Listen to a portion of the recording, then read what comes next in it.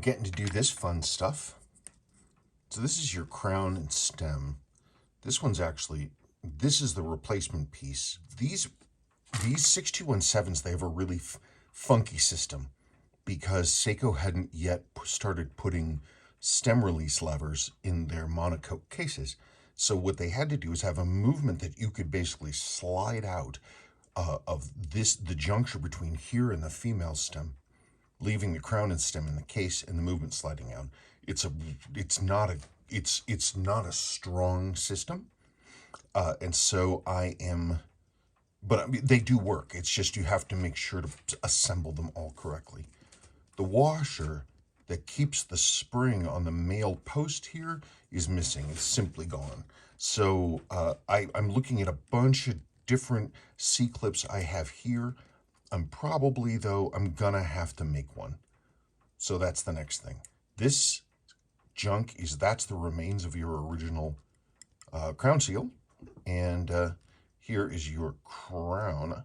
I have not put a new gasket in this yet, but there it is. Oh, and this little ring of stuff right here, that is the remains of the glue that Seiko uses when they put these posts in. They don't want it to come out, so they put some glue on here and make it down. Some people have said, no, that's not true. Seiko doesn't glue crowns. Yes, they do. There's a little ring of it right there.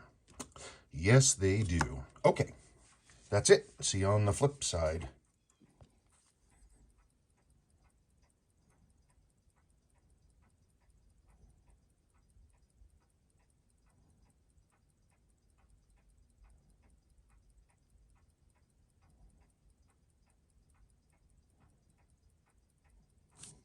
Well, that's some steady amplitude. The signal looks a little ragged because of the thickness of the case. This is about 18 hours down.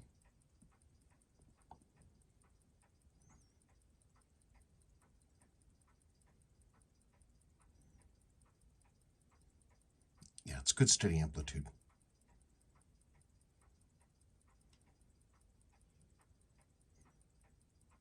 Cool. All right, let's talk about the things. There it is. Beautiful, beautiful watch. That blue ghost insert is really neat.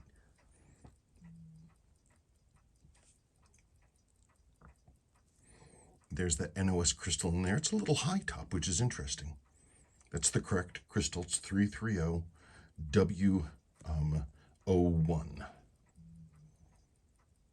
Interestingly, the 330W16, and it actually looks like it would work. When I get one of these, I have an original crystal, but when I get one of these, I'm going to try that. Because I looked at it, the bottom profile and the sides is the same. Just the glass itself is thinner, a little more flat topped on the top, and with a pretty serious dome on the inside. Hang on. Okay, so here's your original. Here's your original crystal. The only thing is the bevel's a little more cute in that one, closer to 45, which means the effective surface display to the watch face would be, I think, a little smaller. But I sincerely think they would work. Like I said, when I get my own, when I get one of these, I'll try it, but I bet you they'll work. And it'll just give a lower profile, which might improve the look of the watch. I mean, who knows? So this is your original loom. I haven't reloomed or anything. All I did was do my cleaning. There's still a little, if you remember looking at the pictures, pretty heavy patina in here, and it was really up pretty far. And there was an overall graying of the loom. So I cleaned it, and it looks much better. And this is much more what it would have looked like when it was new. That's the original loom on this pip. I didn't touch it. I didn't do anything to that loom.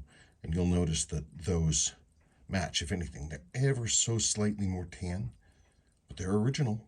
I did seal the back with a clear binder, and that will protect the loom. It keeps it strong.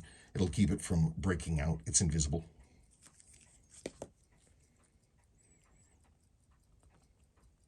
Watch hacks as it should. Clicks as it should. It is, you know, it's crazy. I'm sitting here and I sort of talked breezily about working on those hands. These hands, that was most of a day on and off. It really was. It's really, what I do is a really slow process because I don't want to push it. I just don't want to push anything too hard and have it be, you know, damaged and have something I can't deal with. So that was good. The dial also, well, the dial didn't take me that long, so there was really nothing up with it. Cleaning the markers and doing the hands, that took a lot.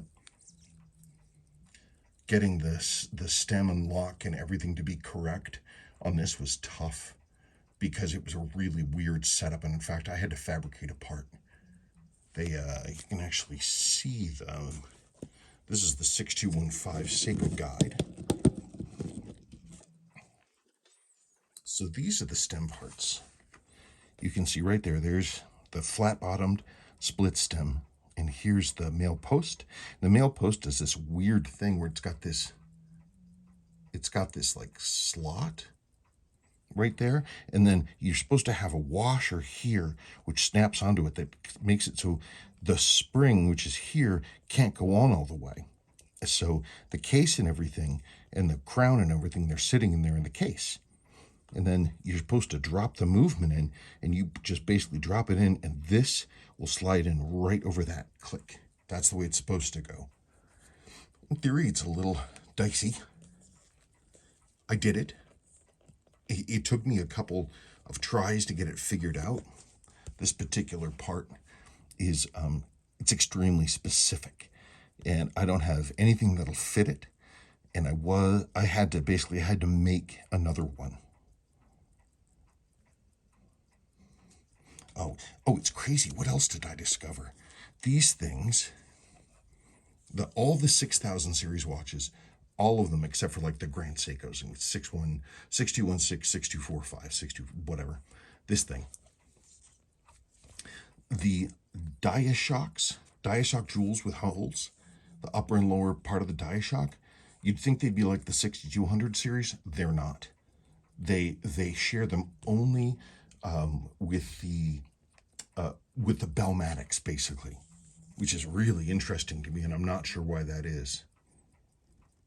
The cap jewels are the same as everything else, but the stones with hole are this one and the Bellmatics, and I don't really have an explanation for that.